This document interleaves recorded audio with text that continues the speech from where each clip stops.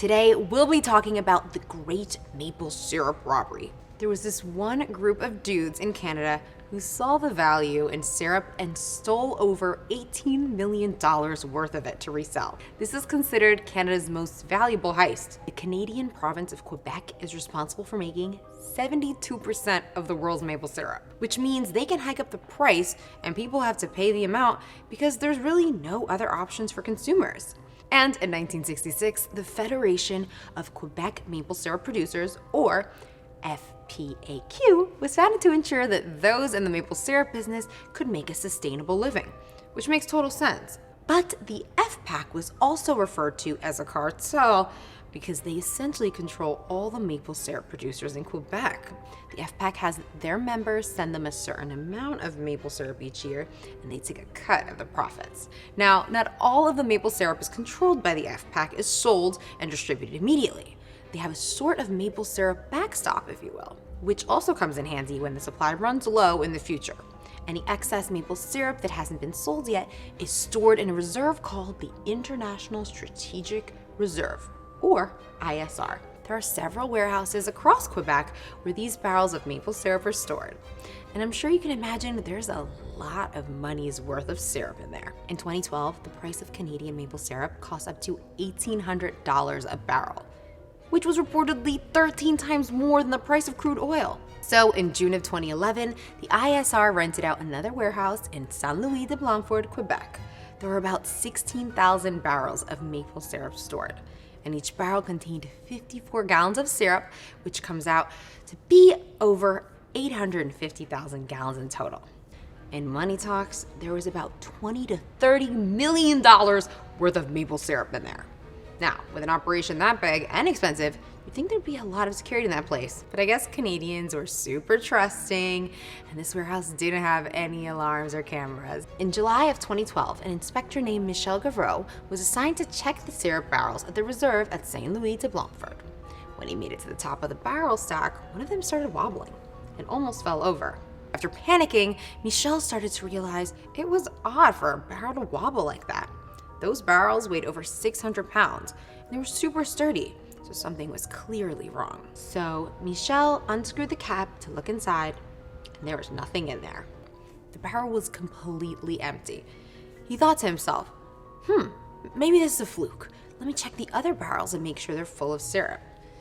But as he started looking in the other barrels, he noticed they were filled with water, not maple syrup.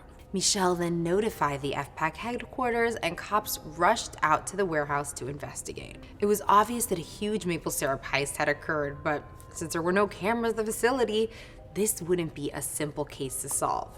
They determined that nearly 10,000 barrels of syrup had been stolen, which cost about $18.7 million in total. The Quebec police teamed up with the Royal Canadian Mounted Police and US Customs to get down to the bottom of the Great Maple Syrup Robbery. They interviewed over 300 people about the incident, got around 40 search warrants to investigate leads, and analyzed a bunch of syrup kettles, forklifts, and scales to try and figure out where the stolen syrup was taken. Over time, detectives were able to theorize that the perp or perps had to be someone in the warehouse who had access to the reserve, because there were no clues that suggested forced entry. Although at that time, it was unclear when the heist actually took place. Even though maple syrup was a completely legal product, the industry was almost like that of an illegal substance industry. Cost, the secrecy, and the tight control over Canada's supply led to a maple syrup black market. And one of the most notorious barrel rollers in Quebec was a guy named Richard Valliere. He had been buying from the maple syrup black market for over 10 years. So this crime was something he was capable of committing. Richard was on the investigators' radar for a while, and by December of 2012, there's enough evidence for him to be arrested. Over time, the authorities found out Richard was one of 2 ringleaders in the heist, and he had several other people on board, including the other ringleader, Yvette Caron, whose wife owned part of the warehouse. He's considered the instigator of the operation, because he knew about the reserve being there and had access to it. Raymond Valliere, who was Richard's dad, he owned a sugar shack that he let his son use for the operation.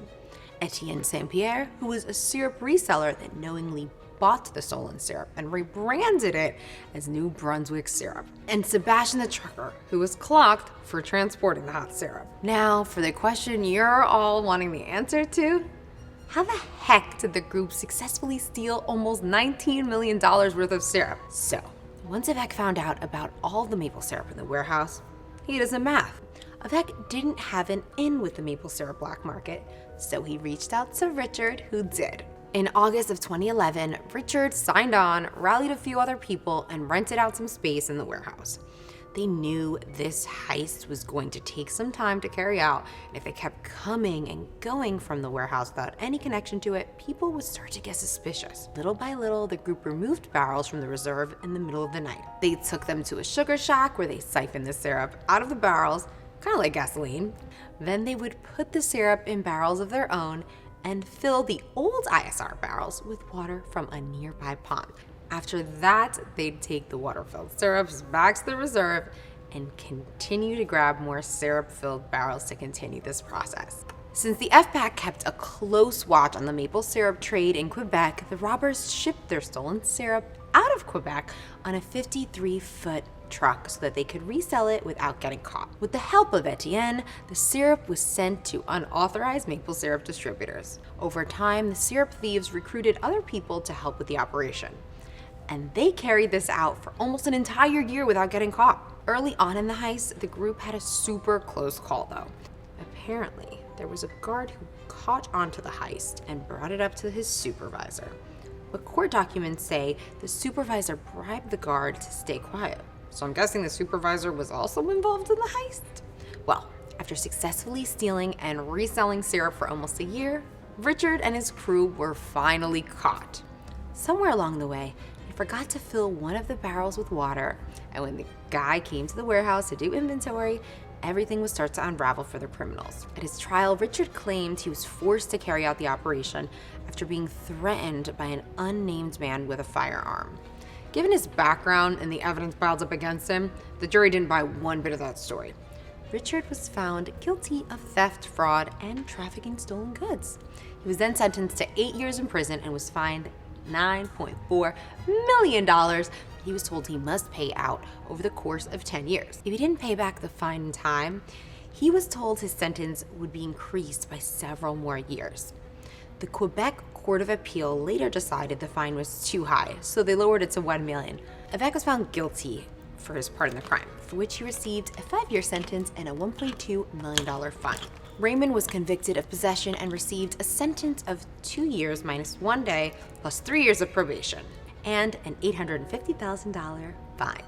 Last but not least, Sebastian the trucker was found guilty of helping transport the stolen syrup, for which he served 8 months in jail. So we already know the primary motive for all of this was money.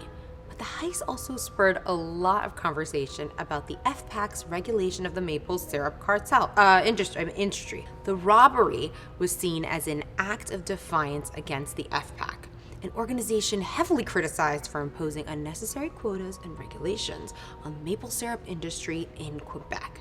And even though the criminals were arrested and jailed, their heist was still considered a success if they did it to seek revenge on the organization. One time, Raymond was recorded saying, "Stealing from thieves is not stealing." They were just bringing the syrup back to the free market. After the fact, Canadian officials attempted to track down and recover all of the stolen syrup, but it wasn't that easy. About 70% of the syrup is said to have been recovered in New Brunswick, which is a pretty shocking percentage, honestly. Simon, the executive director of FPAC, was really hoping to find the rest of it, but by then it had already made its way to the legal syrup market, most likely in the US and most likely in my fridge. Simon said, "We're asking the government to help us with that. If there's any maple syrup stolen and it's now in the States, it's our syrup and we want it back." As of now, the FPAC is still in place, but they still need to ramp up their security because there was another maple syrup heist committed in Canada. So in August 2016, a group of robbers broke into a warehouse in Montreal and stole a shipping container that had 20 pallets of maple syrup. Specifically, 1-liter bottles of Kirkland syrup. Anyway, these thieves snuck into this warehouse in the middle of the night, snatched up about $150,000 worth of maple syrup, and took it away in a big truck. So police officers were able to track down the truck used to haul the syrup, but when they looked inside, syrup was all gone. The stolen syrup was supposed to be shipped to Japan, but was held up at this facility because there was a delay. Their insurance didn't cover the full cost of the theft, so they had to absorb about $100,000 worth of expenses. So the vice president of the trucking company offered a $10,000 reward for the return of the maple syrup. He thought the robbers would have a hard time getting rid of the syrup on the black market because each bottle was decked out in the Costco brand packaging. But he also didn't think anyone would be able to break into the facility because he said the locks are pretty break-proof. But what's even worse is there was a robbery at the same facility 2 months earlier. And wait until you hear what it was for. Oh my gosh, Canada. It was for hockey gloves. Thanks for watching.